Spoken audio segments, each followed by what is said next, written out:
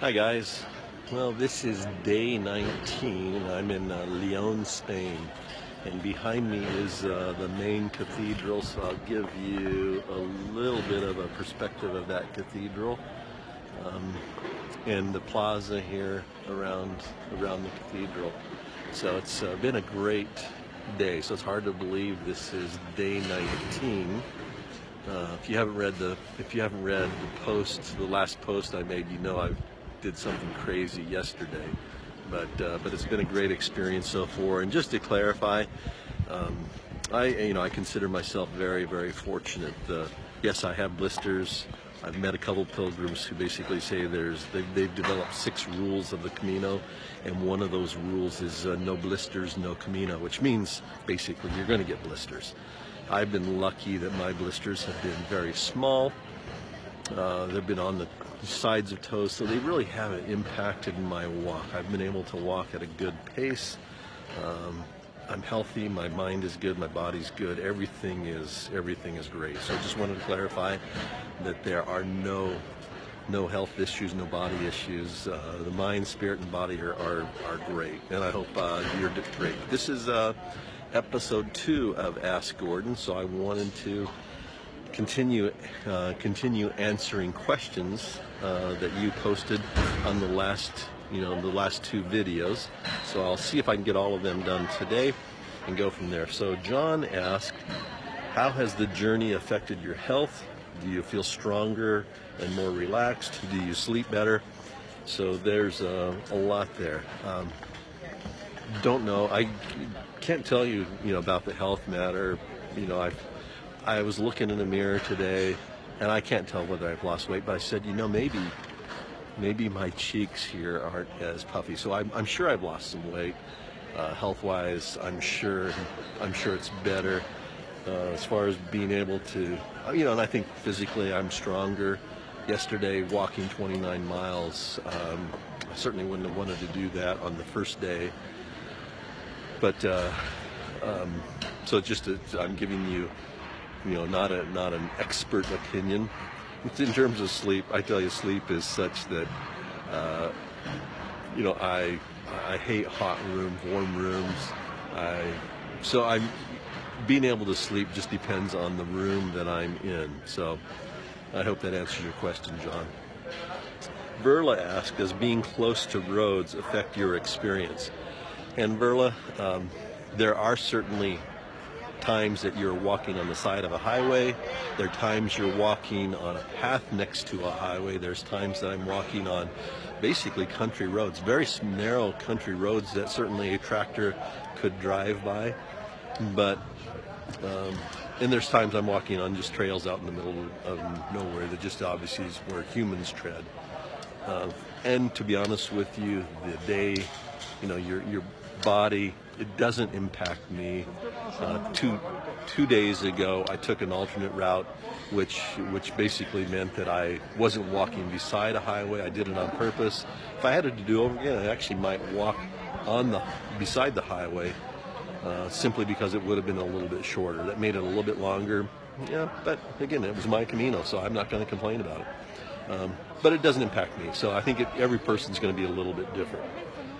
Kirk asked, what animals do you encounter along the way? Dogs following you or anything like that? The first day ran into a lot of herds of cattle, some horses. I've seen sheep.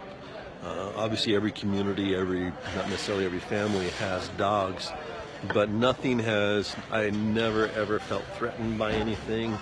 The dogs, some dogs are friendly, some dogs bark behind a fence, but I've seen, basically a little bit of everything. Charla asked, can you show us what you're eating? So obviously I'm not eating right now. I normally don't take pictures of meals, but Charla also asked, the question stemmed from my mention that there was, a pilgrim. I ate a pilgrim menu, and I should have said I ate from a pilgrim, I didn't eat a pilgrim meal. I ate from a pilgrim menu, and it's amazing how these small villages, these towns that you go by, again, their support of the pilgrims that are walking.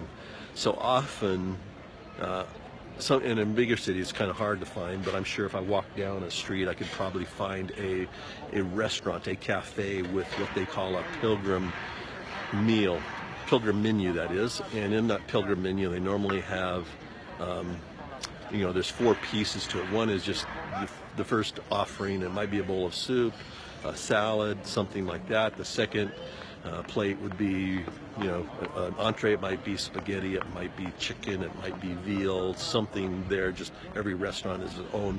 They normally serve it with a bottle of wine or a carafe of wine, and they bring some dessert. You get a choice of dessert too. So that's, if I can find a pilgrim meal, pilgrim menu, I actually like ordering off of it, because normally it's, it's substantial. It gives you enough of what I need.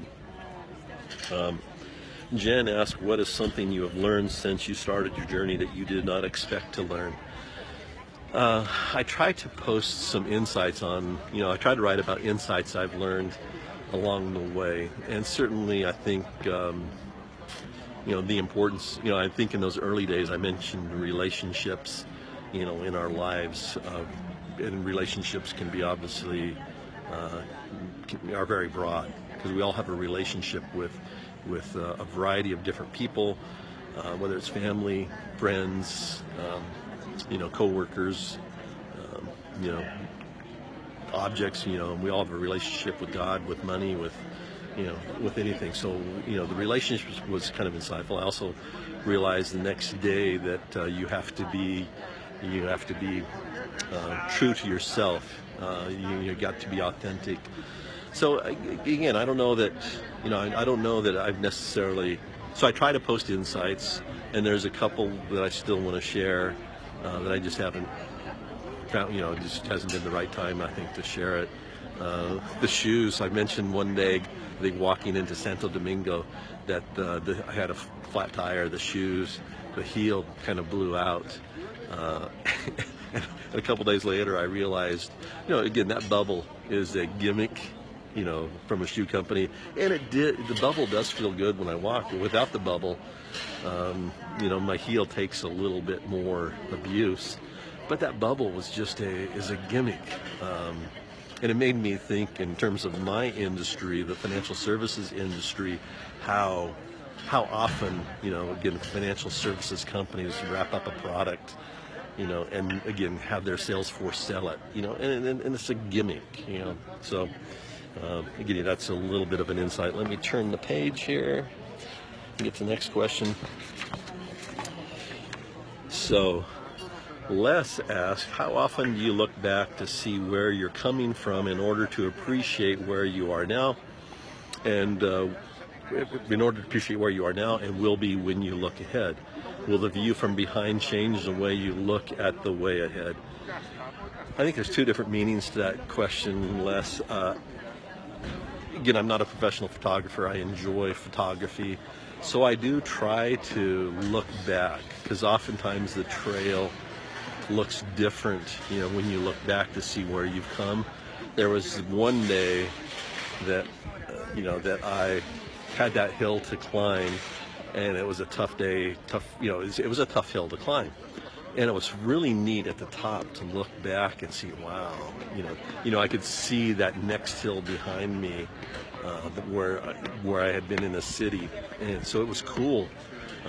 It was cool to see that. So I do try to look back, but I also want to be very focused and drive ahead too. So I probably don't look back as often as I should, but I do try to. Does it impact the way I look at the future? Look ahead to make judgments? Not really. I'm just very focused on just walking, just enjoying this Camino experience and going forward. I think there is this may have been kind of a little hidden intent, Les, to your question, but I'm sure that when I get back home, that I will be looking back. I will be reflecting on this journey for days, and I can imagine that even in the coming weeks, months, years, that there will be reflections of this where I will always be looking back and probably making more decisions about how that, how that should impact my decision to move forward. So good question, Les, thanks. Barb and Sarah wrote, I'm told there is a wonderful documentary about the youngest person who hiked the full Appalachian Trail in the shortest amount of time. Is this a possible trek? The Appalachian Trail is obviously in my backyard. I love the Blue Ridge Mountains. I love going, I love going, to the Shenandoah National Park. So I've been on the Appalachian Trail. I have not walked days on it, but it's been a great, it's a great trail. Do I anticipate me doing it? I would love to do it, but to take off 4 or 5 months to do it, I don't see that happening. And I didn't grow up camping, so to be honest with you, I don't even know. I'd have to learn how to camp, what food items to take. How to, again, the preparing food, tents, and I do plan on doing some camping, and I can see myself doing segments of the Appalachian Trail, and so in the future, probably what the future may hold with regard to me and the Appalachian Trail is that there may be times here I decide, hey, I'm going to take 2-3 weeks off and go to the start of the trail, hike, get to a destination, come back home, and another time I'll pick up from there and keep going. And so eventually I could see hiking the entire length, but probably not in one stop. And I don't intend to set a record as the oldest man who's ever walked the Appalachian Trail in the fastest amount of time. Les asked, I wonder what thoughts occupy your mind when you're walking alone. Sometimes it's just random. I try to reflect on, what I see. I try to reflect on little things and try to ask myself, are there insights here that tell me a little bit more about myself? And sometimes it just is, it's hot. My feet are fatigued. So it's purely random, and probably sometime, this mind that we have is a supercomputer. And so the things that it's processing, I probably I couldn't tell you half the things that, that probably came across my mind and then went to another idea. So that's that. I'm going to go to a next page here. So this question was as asked by Charlotte, and let's actually take a look around here in the plaza before I answer that question again. So I ran across a couple pilgrims today that I walked with earlier that are taking the day off too. Ran across a pilgrim also while I was trying to determine where to shoot this video. She was from Israel. She told me that she read a book about the Camino, wasn't aware of the Camino, and when she finished the book, she decided, she booked the flight. So she did no training, but she did share that she does a lot of walking, so she had all the gear that it took. So you meet again a variety of different people on the Camino. So Charla asked, what do you think you did over the last couple of years that allowed you to take 6 weeks to achieve this goal? And built into that question is the fact that this Camino would not be possible without my team back in the office. I guess there are a lot of, in my industry, there are certainly solo practitioners. So I suppose it's possible that I could carry a bigger, an iPad or bigger thing and check in with clients periodically, maybe take, more time. So in theory, a solo person without a team could do this, but I do have a wonderful team back in the office, and given the size of the firm, I do need multiple people, and I think it is important when you do have a team that that it's a team that would allow me to do this. So without them, certainly this would not be possible. When I look at the team, the management team that's been accumulated, I trust each one of them to make any hiring or firing decision, to make virtually any decision in the firm, and they have the authority to do whatever is necessary while I'm on the Camino. We have a very, when I think of, again, Tim was the first. Well, Bonnie's been with me the longest. Tim came on board, and I had a very formal, I developed a very formal process of hiring. So I think it is very important, to have a vetting process, and that vetting process was quite extensive. I joked and I said, if I was interviewing for the position, I'm not sure I would be hired, because it was a difficult vetting process that actually involved also an industrial psychologist, because I wanted to hire the right people. So having a process, relying on people. But I think also another part of my growth over the last 2 years has been being part of a CEO group. I'm a member of Vistage. I love my Vistage group. My leadership, I know, has changed. I can think back to days when it was just Bonnie and me. I can think back to the days when Tim joined me and we were a 4-person team. Man, I was a micromanager. And I can't believe I did some of the things I did at that time. So I think being a member of a CEO group has allowed me to grow and develop as a leader, and then just to, again, trust the team and empower them to make decisions. So, the answer, probably there's a lot more things, but those are 2 things that I think would certainly help, that have allowed me to make this trip. That's all the questions. We've actually gone over 15 minutes. I know I've talked a little bit about the Camino. If you have questions, additional questions you'd like right now, I'm caught up on all the questions, but if you have other questions, if people have not posted a question, want to post a question, feel free now to post your questions on this video, not the other video. Just post them on this video, and when I do another episode, I will again refer to this video to get those questions.